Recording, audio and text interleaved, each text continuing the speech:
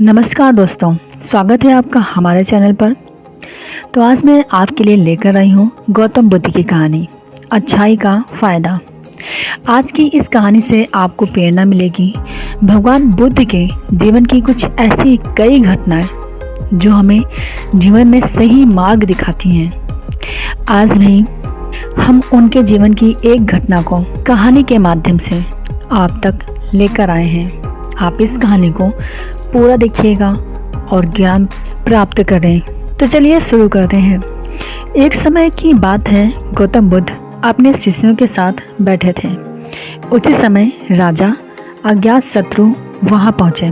बुद्ध से कहने लगे, हे बुद्ध, जब से मैं आपका शिष्य बना हर कोई मेरा शोषण कर रहा है।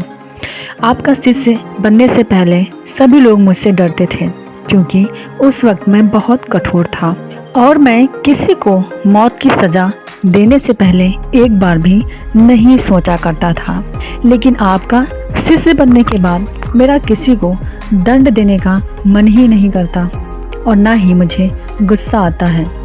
मैं शांत हो गया हूँ और सभी को दया भावना से देखता हूँ। लेकिन कुछ लोग मेरे इस बदलाव का अनुचित लाभ उठा रहे हैं और इसने मेरे राज्य के लोगों को भी एक तरह के खतरे में डाल दिया है। कृपया करके आप मुझे बताइए कि मुझे अब क्या करना चाहिए। राजा अजातशत्रु की यह बात सुनकर गौतम बुद्ध उन्हें एक कहानी सुनाते हैं और कहानी कुछ इस प्रकार है। एक बार एक बड़े पेड़ के नीचे एक जहरीला सांप रहता था। पेड़ एक गांव के पास के एक कोने में हुआ करता था। वहां अक्सर सुबह शाम बैठक लगाते थे और खूब बातें करते थे। लेकिन जब से उस पेड़ के पास उस सांप को देखा गया तब से लोगों ने वहां जाना बंद कर दिया। लेकिन कुछ लोग तो जानबूझकर वहां सांप को देखने आया करते और उसे छेड़ा करते। जब उस सांप को खतरा महसूस हुआ तो उसने खुद के बचाव के लिए लोगों पर हमला करना शुरू कर दिया। वह सांप अब अपने क्षेत्र में लोगों का आना भी बर्दाश्त नहीं करता था, जिससे गांव के कई लोगों की जान जाने लगी। इस तरह पेड़ के पास आसपास जब भी कोई भी हलचल होती तो सांप वहां आ जाता और हमला कर देता। सांप की दहशत अब पूरे गांव में हो गई। अब लोगों ने बिल्कुल ही उस पेड़ के पास जाना बंद कर दिया। एक दिन एक साधु उस गांव से गुजर रहे थे।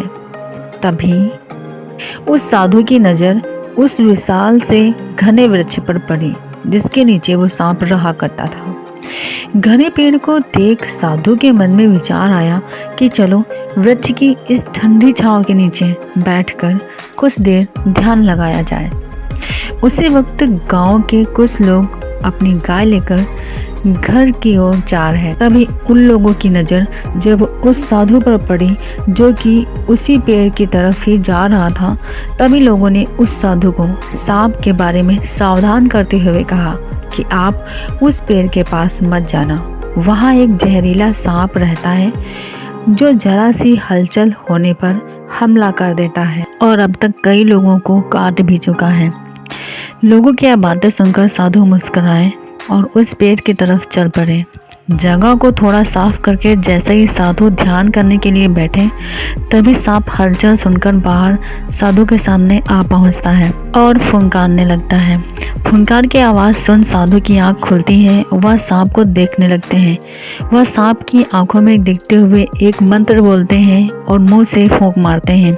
तभी चमत्कारी रूप से वो सांप साधु से बात करने लगता है। अब दोनों एक दूसरे की भाषा को समझ सकते थे।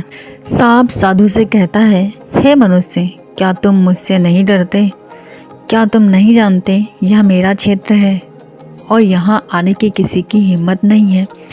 साधु ने करुणा से कहा, इसमें डरने की क्या बात है? मैं किसी चीज़ से नहीं डरता क्योंकि जब मैं जीने के लोभ नहीं रखता तो मृत्यु से क्या डर। सांप साधु की ये बात सुनकर चौंक गया क्योंकि सांप की इससे पहले ऐसे लोगों से मुलाकात हुई थी जो उसको मारना चाहते थे या उसके डर से भाग जाते थे, लेकिन वह ऐसे व्यक्ति से कभी नहीं मिला था जो उससे नहीं डरता है और सांप साधु से इतना प्रभावित हुआ कि वह साधु के चरणों में गिर पड़ा और बोला, हे प्रभु, आप बिल्कुल सही कह रहे हैं। आज तक मैंने जो कुछ भी किया है अपनी जान बचाने के लिए किया है। अपने क्रोध के चलते न जाने कितने निर्दोषों की जान भी ले ली। इसके बाद साधु सांप को बहुत सी बातें समझाकर वहां से चला गया। साधु की बात से प्रभावित होकर सांप ने निश्चय किया कि आज से वह किसी भी व्यक्ति को नहीं काटेगा। वह अपनी क्रोधी स्वभाव को त्याग देगा। दूसरों को काटना बंद कर देता है सांप, लेकिन इसका नतीजा उल्टा निकलता है। जब लोगों ने देखा कि सांप ने लोगों को तो काटना ही बंद कर दिया है, तो लोग उसका फायदा उठाने लगे। जो उससे दूर भागते थे वे उसके पास आने लगे और सांप को परेशान करने लगे। बच्चे उस पर पत्थर फेंक कर मारने लगे, जिससे सांप आए दिन हमेशा परेशान और घायल रहता था। वह बहुत दुखी था क्योंकि वह अपने जीवन का सबसे कठिन समय बिता रहा था। एक बार वह साधु फिर से उस गांव में आए। वह उसी पेड़ के नीचे बैठ गए।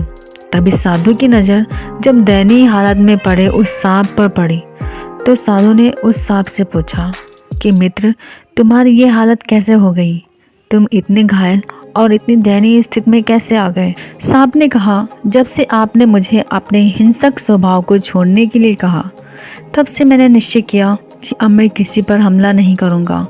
मैंने क्रोध करना छोड़ दिया और शांति को अपना लिया, जिसका नतीजा ये हुआ कि लोग मुझे परेशान करने लगे, दुर्व्यवहार करने लगे। कोई पत्थर से मारता है तो कोई डंडे से पीट कर चला जाता है।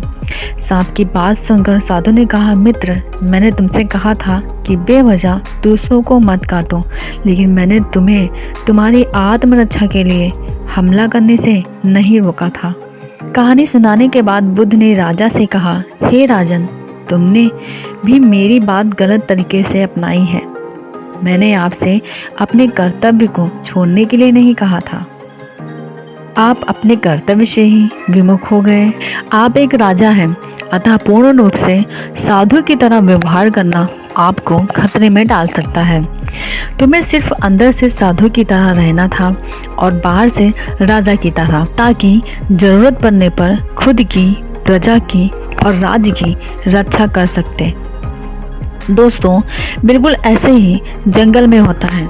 जो सबसे सीधा पेड़ होता है उसको सबसे पहले काटा जाता है, और यही कानून दुनिया के लोगों पर भी लागू होता है।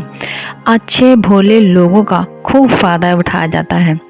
अच्छे लोगों को जिंदगी में अनेकों दुखों का सामना करना पड़ता है, इसलिए कभी किसी को अपना फायदा मत उठाने दो। लोगों को उनकी मर्यादा में रखने के लिए खुद को परिस्थिति के अनुसार बदलना सीख जाइए, अन्यथा आपका हाल भी वैसा ही हो जाएगा जो उस सांप का हुआ।